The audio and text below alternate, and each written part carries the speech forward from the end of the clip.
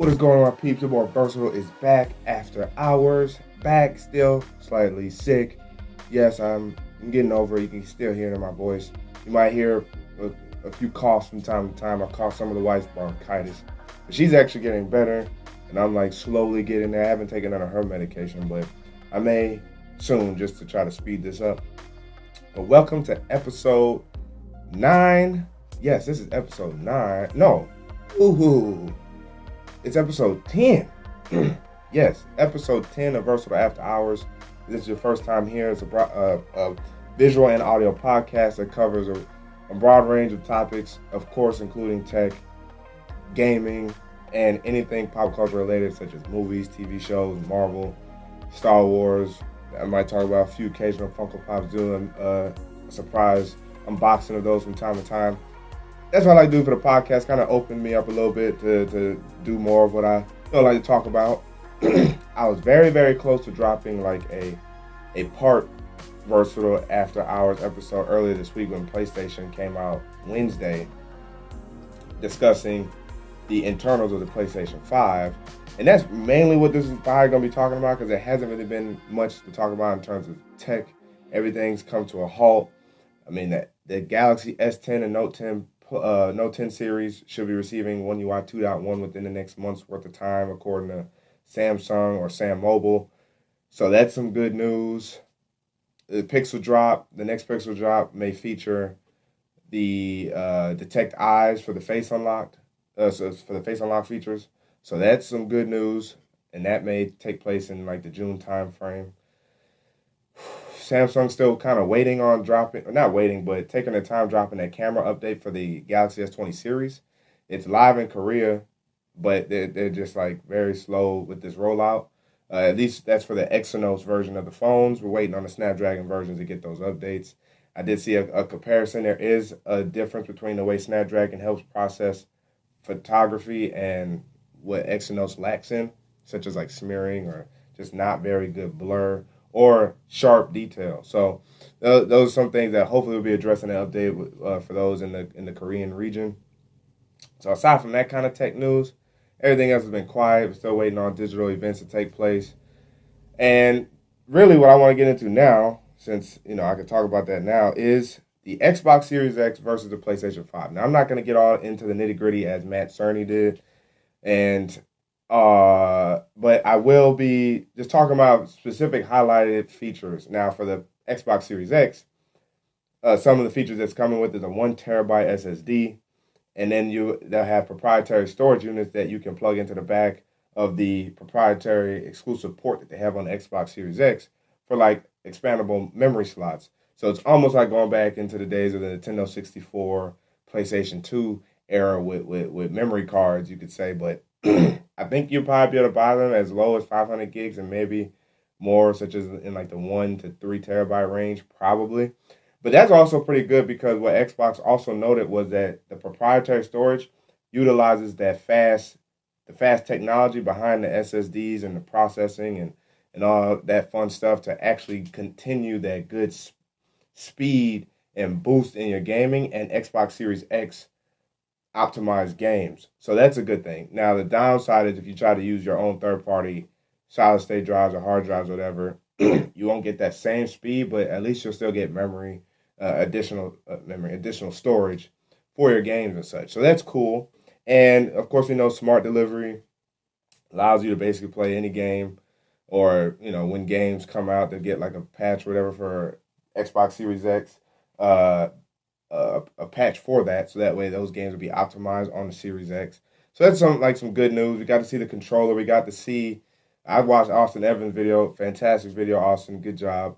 I watched his video, and they showed the way you can have at least 5 games suspended, basically, and how it didn't take no more than about 5 to 6 seconds for each game to kind of load back into playing, just switching on the fly, whoop, and play it, whoop, play it, whoop, play it, whoop, play it. Like, that was pretty cool. That's the glimmer of the future we wanted to see with next gen, is being able to play not just one suspended game, but multiple suspended games, and to jump right back into action that much faster. And so SSDs These new GPUs and stuff like that are definitely destroying load times, so that way we could just play games when we want to. So that's pretty nice. Anything else? I mean, the package is what it is. It's like a nice little tower.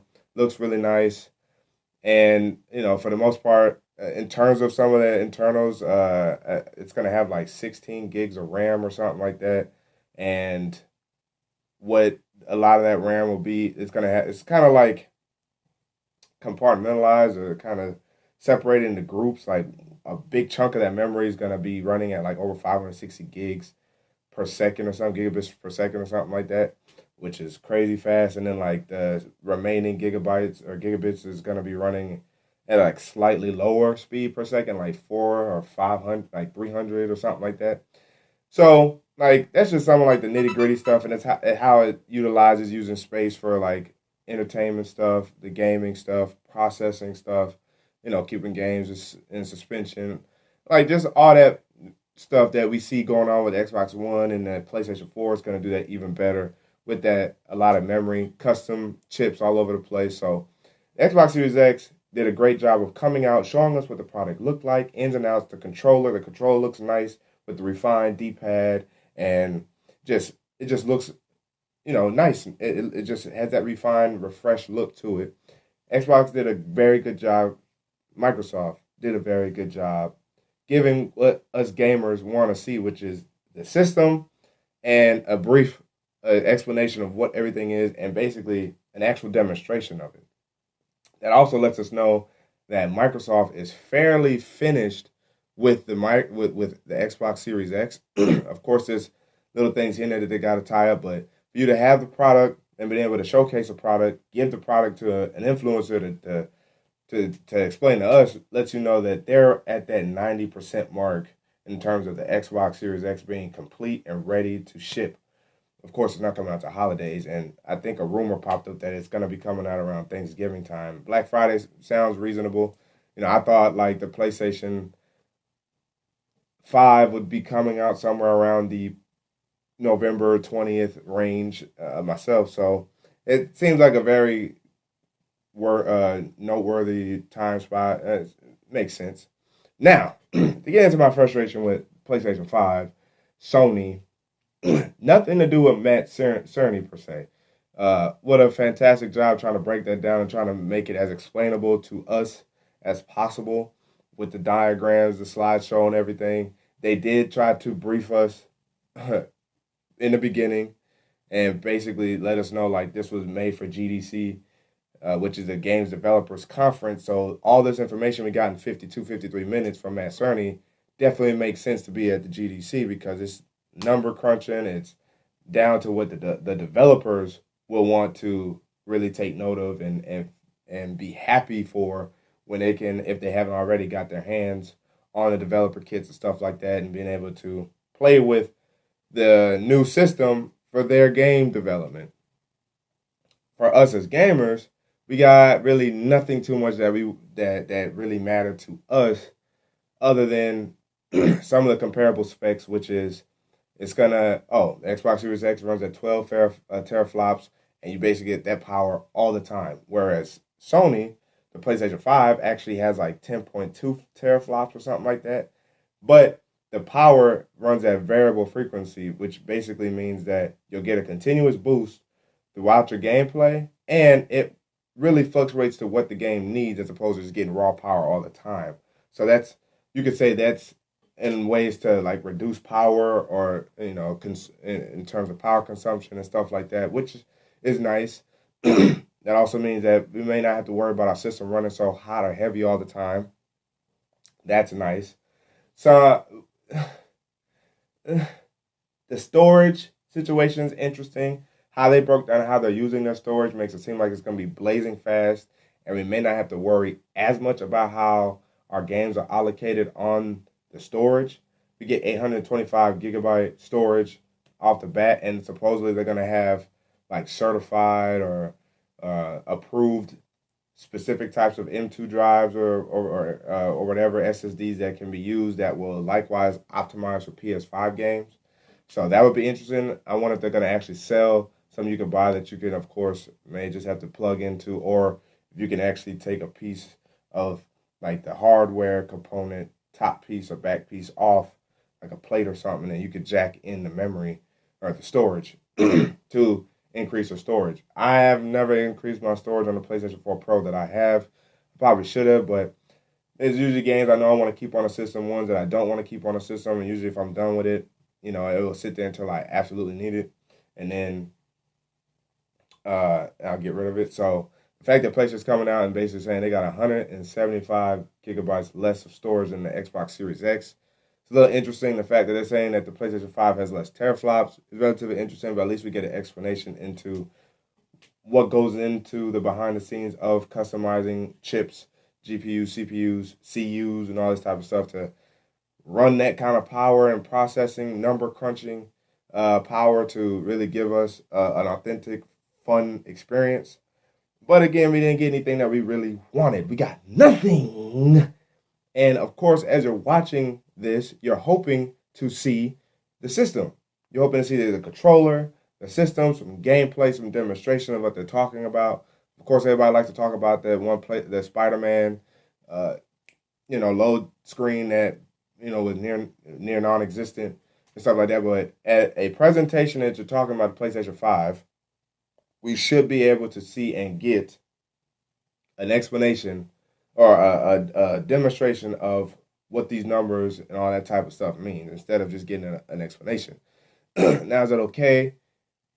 It's okay from the standpoint of, at least they told us right beforehand that they were doing that, but not from the standpoint of building up 24-hour excitement and hype just to bore the gaming community, because those are the ones who's really eyeballing in, watching, hoping to see something about the PlayStation 5, because, again, Xbox Series X came out the doors at the Game Awards and showed us what it looked like.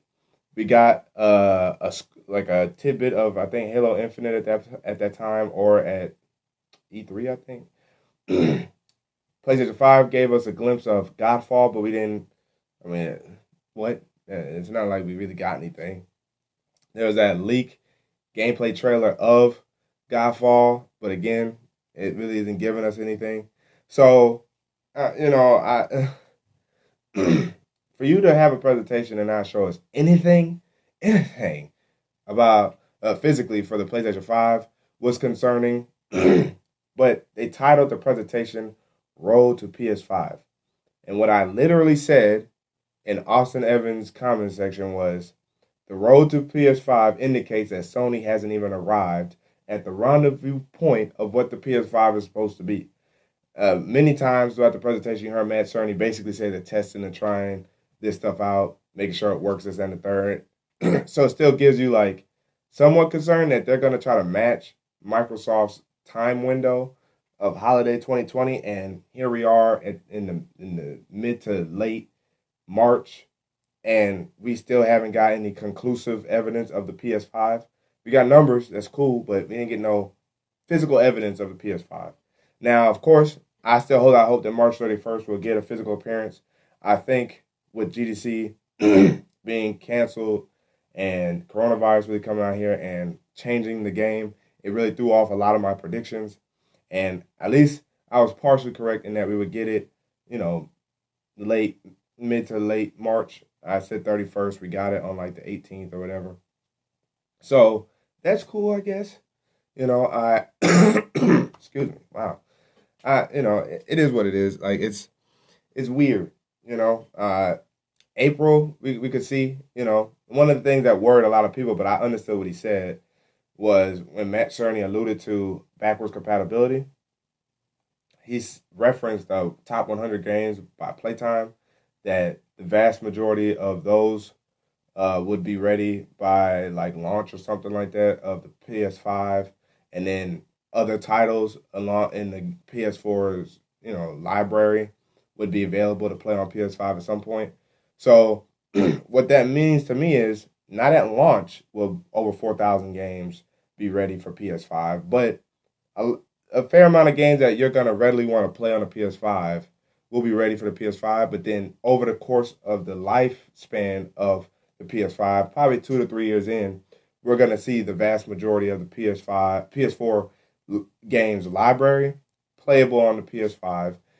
The question I have in terms of backwards compatibility is, will it play PS3, PS2, and classic PlayStation? Because according to Xbox and Microsoft, the majority of all Xbox games will be playable, whether it's digitally or hard disk based.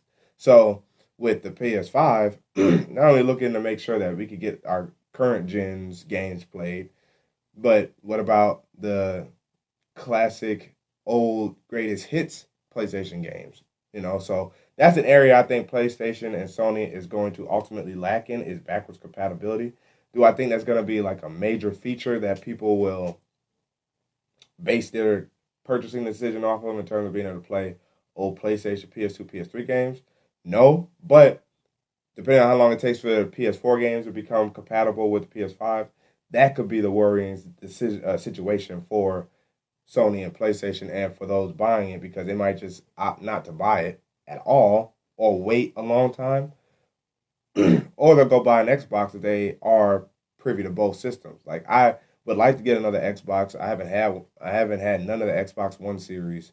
Last one I had was Xbox 360, and I do like Xbox. Of course I would like to play Halo and maybe a couple other exclusive games or whatever. But I would like to play Xbox, and so if I could get my hands on both, for me, backwards compatibility not as big of a deal. I still got my PS4 Pro. I'm keeping that despite getting a PS5. So, because I also got a Spider-Man, limited edition. So that's why I'm also keeping that one. But it is going to be interesting in terms of backwards compatibility. Sony did come out, I believe that was actually today, Friday, March 20th. They said that, to clarify Mark Cerny's comments about backwards compatibility in this presentation, that the vast majority of 4,000 games will be playable on the PlayStation 5. But of course, they left out when, and I got that from when Matt Cerny said it, is that it's going to be over the course of time. Just like it's going to take some time for exclusive games to come out on both next-gen systems, it's going to take some time for games developers and stuff like that to actually optimize their games for PS5 or make it compatible so that PS5 can boost the gameplay of these predecessor games. So that's all in a nutshell what next gen is looking like. Clearly, right now Xbox is winning, and to me, it almost feels like they decide that for each other, they decide to admit defeat each year. Like PlayStation 2 dominated, then PlayStation 4 dominated, Xbox 360 dominated, and now it's looking like the Xbox Series X will dominate just because of how Microsoft has handled the situation. And I think honestly they were the first one to come out talking about next gen Project Scarlet and all that type of stuff. And it almost feels as though like PlayStation ran to the whiteboards right after hearing Microsoft announcement. It was like, we need next gen 2, and just started scribbling stuff together. And the one thing I think of is SpongeBob when he was asked his name and he forgot it, and all the little SpongeBobs was in the cabinets looking for his name. I feel like that's what happened with Sony and next gen the PS5. Jim Ryan is also an interesting character because I don't know if that plays into how they've been handling it as well. We miss Sean Layden, we miss Shuhei Yoshida.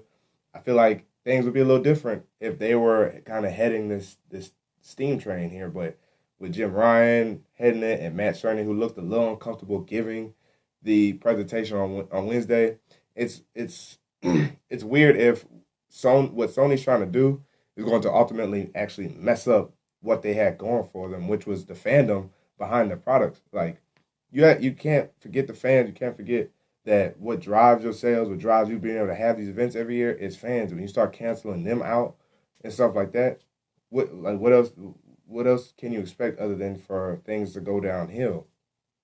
And that's what I fear what's going on with Sony right now. Like they took the playfulness out of the gaming in terms of presentation and stuff like that. And it's kind of disheartening because that's what you look forward to. The state of play is cool, but unless they can bring it back in that way, which is going to be entirely difficult, they're gonna have trouble. PSX is where they can bring that back at, but it's only if they see vision for PlayStation X. And I would have thought that they would have got that with the PlayStation 5. That's how they should handle it if they're not going to be popping up at E3. Now, nobody's going to E3, so that throws a wrench in everybody's plans, but that still get now, since they were already not going to be there, their scheduling in terms of being able to put in some type of event to showcase a PS5 officially, physically, shouldn't be hard because everybody's doing that now. And so like that's gonna be the tough part. in terms of this new PlayStation is how are things going to go from here on out, especially if right now it's not looking too well for the PS5. And for that matter, what we loved about PlayStation was that playful gotcha, like back at you, like back and forth tussle with Microsoft. I understand like everybody's about sharing games and stuff like that now, which is why exclusivity might be starting to die off just a tad, but I don't even care about that too much. Like if more people can experience Spider Man, cool. If more people can experience Horizon, cool. If more people can experience God of War, cool. Now, do exclusives kind of drive the hype behind some systems? Yeah, of course, because you can only think of like the color scheme for that game. Like Halo, I can only think green, right? With all the games I listed, I can only think of blue. I can only think of PlayStation. I can only think of memorabilia for PlayStation. So there is still something that drives that, but right now it doesn't even seem as though like Sony's really making it available to everybody. Some of their old exclusive games, like Death Stranding, although not old, was jumping on PC, and Horizon's jumping on PC, and maybe Last of Us. But even then, that's PC. Like that's not Xbox, it's not Nintendo, that's PC. So when you can try to get PC gamers to come into your world of gaming, and your gaming can now kind of stand toe to toe with PC, that's a smart move. And so it's gradual change in terms of exclusivity, but I don't think it's going to last. I don't think it's gonna like break down where we'll never have that again. But I do think that kind of helps with games in general, and the sum of all that. We just need Sony to get back to being fun in terms of the PlayStation, because it's losing out on that. So those are my thoughts on next gen. It's Morphin time. I gotta change that now. It's kind of starting to get worn out just a little bit, but I like that notification at the same time. I can't help it. Those are my thoughts on next gen, Sony's presentation, the Xbox Series X. What do you guys think? Let me know down in the comments below. Not like I said, there's nothing else too much to talk about. Hope you guys enjoyed my 2-week review on the Galaxy S20. I've been thoroughly enjoying this phone. It's weird when I shot that review and put it together. It really feels like it could be the outstanding review for the Galaxy S20. But I also realized like maybe I can actually adjust how I do my official review, like basically around that 1 month's worth of time. And maybe I could actually surmise all my points that I've made over the course of, studying this phone, or studying whatever phone I get. Over the course of studying these phones, I might just like really crunch down the review to be very short and like, I guess you could say, to the point. So we'll see, but I think that's how I'm going to do that, because I do so much coverage of the phone leading up to the review that, I don't want to sound repetitive, but I also still want to make sure I drive specific points home, or anything that new comes across, updates, stuff like that, to kind of help form the thought piece on the device. I want to make sure it's concise, but I also want to make sure you guys appreciate it and can take something from it. So I think that's what I'm going to do. We'll see. I'm going to try it with this device. I got the camera video test at some point. I'm still going to wait on the update. So even if it comes out after the review, it does. But I definitely want to do that. In terms of content going forward, I've been doing a relatively good job. I think it's been 2 to 3 weeks of straight content. So it's been very interesting to do that. And I appreciate you guys watching and being around for that. At some point, I'm probably going to take a pause and take a halt. Not to say that I got burnt out by it, but right now I've been sick, so it's been hard to make content. But then on top of that, a lot of content I made in advance, is time to make some more. So it's kind of like going back to the drawing board and writing stuff down, seeing, brainstorming what video ideas I could do, and hopefully you guys will still appreciate them and like them. So that's kind of like where at the phase I'm at now. I will continue to try to make videos on Mondays at least, and I will try to upload a little earlier. I know I've been uploading really late, like in the 5-6 o'clock era. But again, I've been sick, so I've been sleeping in, getting up, editing, and then uploading. So whether or not I can upload the night before, I am going to start as soon as I get better. Try to get up a little earlier so that way I can edit, upload, and get these videos up like before 3 o'clock. Because I have at least one more week off due to coronavirus, which gives me plenty of time to still be God of War, platinum it, play some basketball, knock out some anime, and brainstorm videos that I can make, edit, and upload for you guys. So hopefully I can continue at least one more week of consistent daily videos before I ultimately, take a mini vacation from that. But this sickness might make me do that. So appreciate you guys' patience. It's still supporting nonetheless. But that's it for this video. Hope you guys appreciate and enjoyed it. Again, let me know your guys' thoughts about next gen down below. Samsung, their devices, whatever you want to talk about, let me know. Of course, I mentioned last week, but tons of movies got delayed. Tons of movies are actually going from theater to digital rentals or digital purchases or jumping on Disney Plus. Like, that's actually kind of fun to see. I was watching kind of funny screencast today about how, like, for theaters to make their money back for these movies, these theatrical releases, they would have to sell them or rent them out. Hopefully they would do a purchase instead of just a rental, but they would have to basically charge us about $25 to $40 for the movie in order for them to recoup their money for making the movie. Now, it is possible that if we're agreeable to that, most of us have two-person households. So if we pay $25 to $40 for a movie, it's like going to the movies, right? Like $25 is about $12.50 a person. That's reasonable. $30 about $15 per person. That's reasonable. If you have a very good sound system at your home, you're paying $40 anyway because, or if you pay $40, it's like going to Dolby Cinema, Dolby Atmos rated theaters to see specific screenings. So you look at $25 to $40, it's actually not a bad price considering, what you get out of that. And then you actually save money just seeing the movie because most of us like to go out, see the movie, maybe get some candy, or go hit a movie and stuff. Go hit dinner and stuff like that prior to or after the movie. So you spend a lot more money having to go out. But if they can make a lot of these movies transition into digital release or streaming services, that works out a lot for us because, at least during this time, you don't have to worry about going out due to health concerns. But then, like, sometimes you just don't want to go to the theater. You just want to watch it in the comfort of your own home. Not to say that it starts to turn into, what was that movie? The Oasis, where everybody lives in a virtual world.